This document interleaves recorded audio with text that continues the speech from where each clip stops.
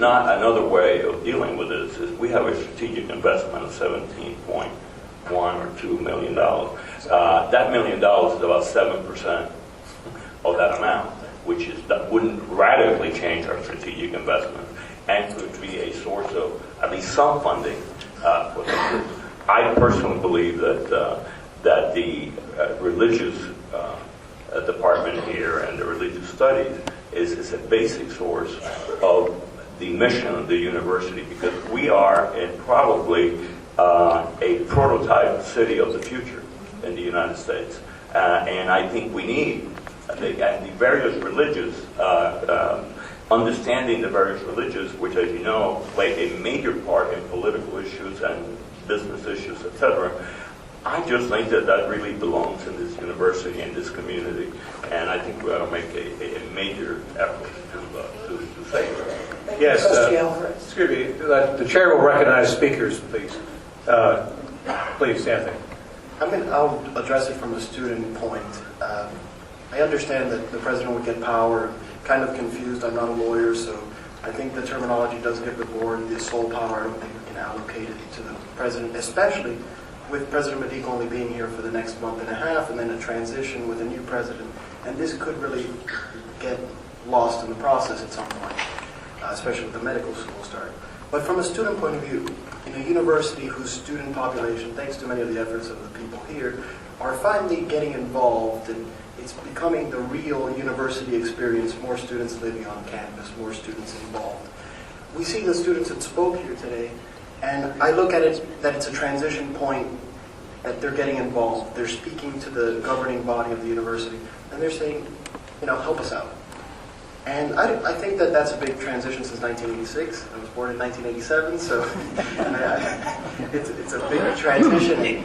I like the idea that we can keep it for a period of time, be it to the next board meeting to make a decision. Give it time to make a solid fundraising effort. Don't cut it now, and maybe potential donors will say, we're not going to give if the program's closed anyway, or if it depends on one person's decision, and be it President Madiq or President Rosenberg. And as President Rosenberg continuously, or President-designate Rosenberg continuously says, it's a student-centered university, which I don't know about you guys, but this morning I prayed before I came to this meeting. Believe me, I did. George. Mr. Chair, most of the questions I had earlier were answered, but for perhaps the administration can tell us from a procedural standpoint, I assume there's an issue of registration. Putting aside the regulation and the authority and the Board of Governor requirements for a closure of a program, this could be a work in progress, but you also got to, at some point, make a decision based on the student registry for the next semester. At what point would that be? When does that time expire? Well, let me address a couple of points that came up. One, of course, and I know I talked about it extensively at the budget workshop, but I just want to re-clarify the fact that with half the faculty, all of the courses that are offered in the general education programs, all the courses that are offered to students that are not majoring in religious studies would continue to be offered.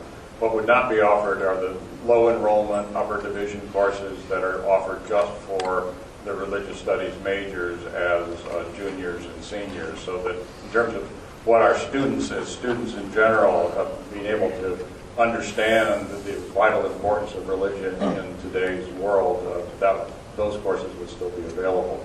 What we would do in all of the program closures is that, as we did last year, as you remember, you closed 25 programs last year because of the budget cut. What we did in those programs was we immediately told the students that were currently enrolled that they were going to have either depending on the program, a 2 or 3 year teach-out period.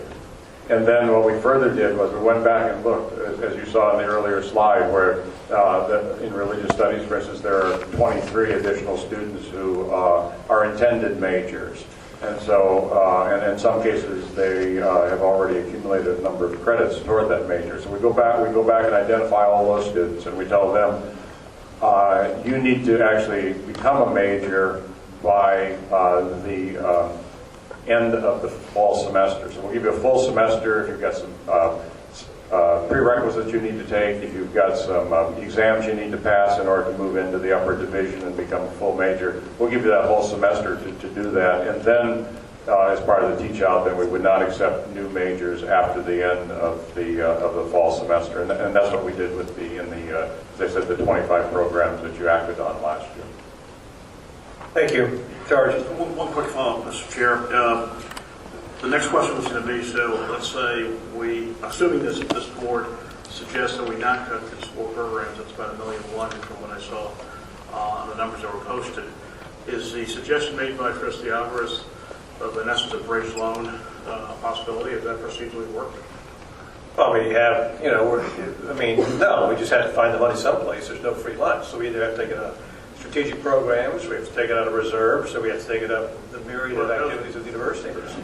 We got to pay our budget, we can't pass. Well, then I understand that, but his suggestion was to take it out of the strategic investment. Well, that's one suggestion, but I think if we chose not to close the programs, we should refer it back to the administration to come up with a program that eliminates it, not try to do it right here. We'll be here till tomorrow, I think, at least. So that would be the procedure. But let me ask